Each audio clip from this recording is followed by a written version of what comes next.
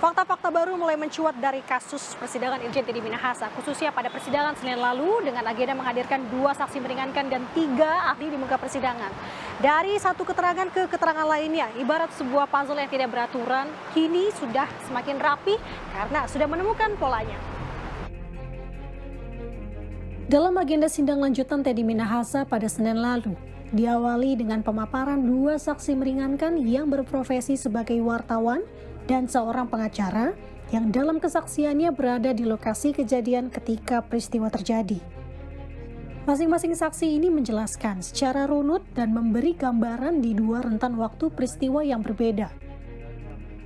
Dimulai dari tanggal 21 Mei 2022, yakni momen disebarnya undangan press release terkait pengungkapan sabu di kawasan Bukit Tinggi yang turut mengundang kedua saksi meringankan. Dan di tanggal 15 Juni 2022, di mana peristiwa pemusnahan sabu itu terjadi. Kehadiran saudara ketika press release maupun pemusnahan waktu itu, apakah karena diundang atau hadir sendiri? Undangan ada yang mulia, kalau jurnalis kan datang sendiri sebenarnya. Datang ada undangan sendiri, tapi waktu itu untuk saudara ada undangan. Undangan yang mulia. Begitu ya. Terus barang bukti yang di press release dan dimusnahkan itu, tahu sumbernya dari mana? Tahu yang mulia. Tahu ya, sumbernya dari mana? Coba ceritakan dulu. Sumbernya dari ya bandar-bandar narkoba yang ada itu yang mulia.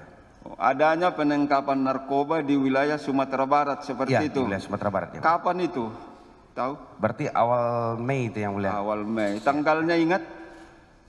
Saya ingatnya tanggal pas press release, tapi kalau dari keterangan polisi itu awal-awal Mei penangkapannya yang mulia. Baik. Karena tersangkanya banyak. Baik. Dari keterangan 2 saksi meringankan yang masing-masing hadir dengan urgensi yang berbeda, hampir seluruhnya memiliki kesamaan. Salah satunya terkait barang bukti yang ditunjukkan pada saat itu, yang diyakini keduanya merupakan sabu. Di sisi lain, dari saksi Jasman yang dikala itu turut diundang sebagai pengacara dari 3 tersangka kasus sabu yang ditangkap Polres Bukit Tinggi, menjelaskan detik-detik pemusnahan barang bukti sabu tersebut, yang dimana turut dihadiri para pejabat daerah. Ya, waktu sebelum pemusnahan itu kan datang tamu, berkumpul dulu di ruangan Kapolres. Ya. Seperti itu ya? Ya. Waktu berkumpul di ruangan Kapolres itu, apakah terdakwa juga ikut? Tidak.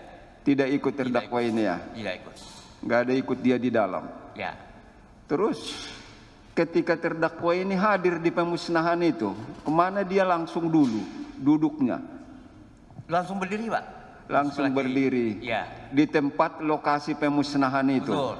Artinya menurut saudara waktu itu dia tidak ikut di ruangan Kapolres sebelum dilakukan pemusnahan. Tidak itu ikut. poinnya ya. Baik. Beralih ke ahli digital forensik yang dihadirkan pihak Teddy Minahasa. Pemaparannya banyak menjelaskan terkait keabsahan sebuah barang bukti digital, yang dimana dijelaskan segala hal tentang digital bisa menjadi barang bukti yang melewati berbagai rangkaian proses. Salah satunya, proses menggunakan software yang disebut Celebrate UFID, yang nantinya menghasilkan hashing atau sidik jari digital. Tak hanya itu, ahli digital forensik dari pihak Teddy Minahasa pun ikut menelaah keabsahan barang bukti digital yang disematkan dalam kasus ini. Lebih dulu, Hakim Ketua John Sarman Saragih mempertanyakan teknis mengolah sebuah barang bukti digital forensik. Jadi komputer ataupun handphone atau tablet atau device apapun yang mau diforensik, itu pertama kita lakukan proses penyitaan. Nah, penyitaan awalnya itu disaksikan oleh penyidik dan juga disaksikan oleh pemilik barang. Nah, kita akan lakukan proses bila dimungkinkan, kita akan lakukan proses cloning atau forensic imaging yang mulia, yaitu kita namanya melakukan duplikasi. Duplikasi barang bukti digital atau barang bukti elektronik asli menjadi barang bukti elektronik duplikat. Setelah dilakukan forensic imaging tadi, akan dihasilkan sebuah hashing yang mulia. Sebuah hashing atau sidik jari digital. Oke. Menurut Anda, kalau di screenshot seperti ini dengan jari kelihatan, menurut Anda inilah bukti elektronik yang tidak sah? Tidak sah itu confirm, karena yang mau ditampilkan atau mau dijadikan alat bukti adalah percakapan ataupun informasi elektronik sesuai di Undang-Undang ITE. Itu adalah barang bukti elektronik. Barang bukti elektronik prosesnya bukan seperti itu, Pak Penasihat Hukum. Harusnya yang ditunjukkan adalah hasil dari digital forensik tersebut. Betul, betul. Dan proses forensik digital itu dapat melakukan screenshot yang proper, yang benar dan sesuai. Jadi digital forensik pun bisa melakukan screenshot. Bisa dilakukan screenshot dengan menggunakan software sesuai dia gunakan untuk melakukan mobile forensik terhadap handphone tersebut. Di sisi lain, dari pemaparan dua ahli hukum ini ditelisik lebih dalam lagi terkait pasal, yakni pasal 114 dan 112 Undang-Undang Narkotika yang didakwakan kepada terdakwa yakni Teddy Minahasa. Dari hal ini, Hakim Ketua John Sarman Saragih menelisik lebih jauh spesifikasi unsur kedua pasal ini kepada ahli pidana. Baik, izin menjawab Yang Mulia. Pasal 114 dan pasal 112 Undang-Undang Narkotika, di dalamnya terkandung berbagai unsur. Yang pertama adalah unsur sifat melawan hukum. Di situ disebutkan setiap orang yang tanpa hak atau melawan hukum, kemudian melakukan beberapa kategori perbuatan tertentu seperti yang dirumuskan di kedua pasal itu. Kalau di dalam pasal 114, perbuatan yang dilarangnya adalah menawarkan untuk dijual, kemudian menjual, membeli, atau sebagai perantara dan seterusnya, Yang Mulia. Sementara di dalam pasal 112, setiap orang secara melawan hukum atau tanpa hak, sementara perbuatan yang dilarangnya adalah memiliki, menjual, menyimpan, dan seterusnya, Yang Mulia. Berbeda dari pandangan ahli hukum sebelumnya, pemaparan terkait sebuah perintah atasan ke bawahan pun diungkap ahli hukum pidana Jamin Ginting di muka persidangan.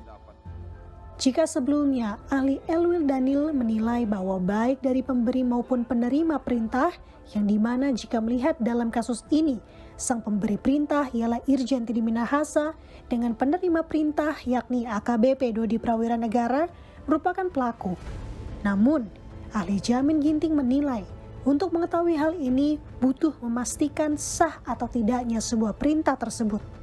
Yang kemudian terkait sah atau tidaknya sebuah perintah, seorang anggota kepolisian juga harus memperhatikan undang-undang kepolisian.